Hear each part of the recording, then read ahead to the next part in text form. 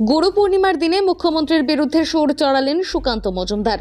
হালিশহরের নিগমানন্দ আশ্রমে পবিত্র গুরু পূর্ণিমার অনুষ্ঠানে উপস্থিত হয়ে রাজ্যের শাসক দলের বিরুদ্ধে তীব্র আক্রমণ শানালেন বিজেপির প্রাক্তন রাজ্য সভাপতি সুকান্ত মজুমদার। মুখ্যমন্ত্রী মমতা বন্দ্যোপাধ্যায়কে কটাক্ষ করে বলেন, কথার ফুলঝুরি থাকলেও কাজের যোগ্যতায় শূন্য রাজ্যটা পরিণত হয়েছে দুর্নীতির আঁতুড়ঘরে। নিশানায় সরাসরি ফেরহাদ হাকিম, পাশাপাশি দিলীপ ঘোষকে অভিজ্ঞ ও গুরুত্বপূর্ণ নেতা বলেও সমর্থন জানালেন সুকান্ত। রাজনৈতিক মহলের মতে গুরু পূর্ণিমার দিনেই এমন কড়া বার্তা আসন্ন নির্বাচনের ইঙ্গিত স্পষ্ট বিজেপির কণ্ঠে। দেখুন বিস্তারিত। কি প্রার্থনা করলেন এই মন্দিরে এসে? আজকে আপনারা জানেন পূর্ণ গুরু পূর্ণিমার দিন। আজকের দিনে মহর্ষি বেদব্যাস, শ্রীকৃষ্ণ দ্বৈপায়ন বেদব্যাস, তার জন্ম হয়েছিল। পৃথিবীর প্রথম গুরু তাকে বলা হয়, কারণ তিনি বেদকে ব্যাস করেছিলেন, অর্থাৎ ভাগ করেছিলেন এবং সংকলিত করেছিলেন, সবগুলোকে আলাদা আলাদা করেছিলেন। তাই আজকের দিনে ভারতীয় জনতা পার্টির তরফ থেকে পুরো দেশব্যাপী বিভিন্ন জায়গায় মঠ, মন্দির, প্রতিষ্ঠান যেখানে আছেন তার পূজ্য স্বামীজিদের সাথে আমরা দেখা করি। বিভিন্ন ধর্মীয় সম্প্রদায়ের, ভারতীয় যে ভাবধারা ভারতীয় ধর্মীয় সম্প্রদায়ের, তাদেরকে আমরা আমাদের সম্মান জানাই। আজকে সেই হিসেবে আমার এই নিগমানন্দ আশ্রমে আসার সুযোগ হয়েছে, সেজন্য আমি ধন্য মনে করছি এবং এখানকার মহন্ত মহারাজকে তার কাছে আমি আমার প্রণাম জানাবো। এবং একটাই প্রার্থনা, বাংলা একসময় ভারতবর্ষের শ্রেষ্ঠ রাজ্য ছিল, একসময় গোটা ভারতবর্ষের রাজধানী এখানে ছিল। ভারতবর্ষের জিডিপিতে অর্থাৎ অর্থনীতিতে সব থেকে বেশি অংশ এই বাংলার থাকতো। সেই বাংলা যেন আবার আমরা ফিরে পাই, সেটাই ঈশ্বরের কাছে প্রার্থনা, ঠাকুরের কাছে প্রার্থনা।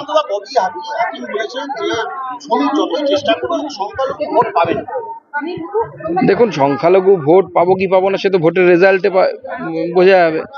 দ্বিতীয় কথা হচ্ছে, আমরা সর্বস্তরের সমাজে সবার সাথ, সবার বিকাশ, সবার বিশ্বাস, এই মন্ত্র নিয়ে আমরা এগোচ্ছি।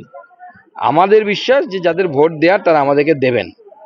এবারও ভোটে, লোকসভা ভোটে আমি ব্যক্তিগতভাবে বলতে পারি, আমি আমার নিজের লোকসভাতে সংখ্যালঘু কিছু পার্সেন্ট ভোট পেয়েছি, আগামী দিনেও পাবো। যারা বাংলার ভালো চায় তারা আমাদেরকে ভোট দেবে, যারা ভারতকে ভালোবাসে তারা আমাদেরকে ভোট দেবে।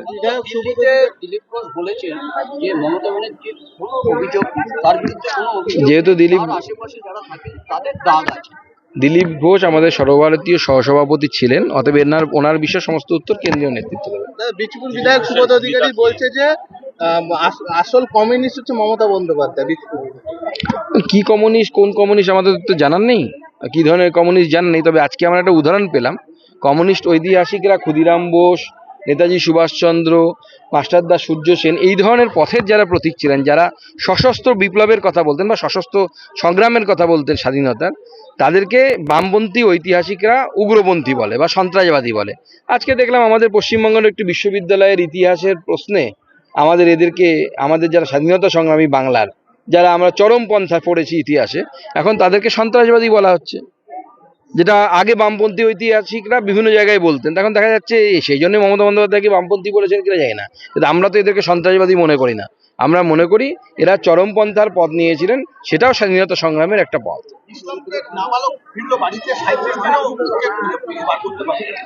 পশ্চিমবঙ্গ পুলিশের দৌড় কত দূর সে তো জানা আছে, ওর বাইরে যেতে পারবে না। বাংলায় একটা কথা আছে না, মোল্লার দৌড় মসজিদ পর্যন্ত, তো পশ্চিমবঙ্গ পুলিশের দৌড় ওইটুকুই আছে।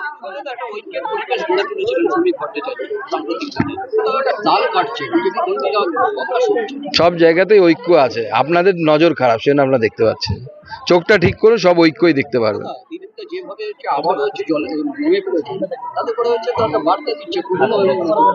এরকম কোনো বার্তা আমার তো মনে হয় চোখে পড়েনি। আপনার চোখে পড়লে আপনি পুরনো নতুন ভাগ করে আপনি থাকুন, অসুবিধা কি আছে?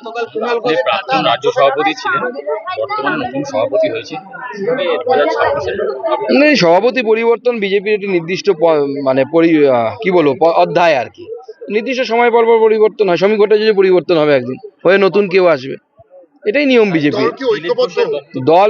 দেখুন, বিজেপি নেতা ভিত্তিক দল নয়, আপনাদেরকে সবার আগে বুঝতে হবে। বিজেপি নীতি ভিত্তিক দল।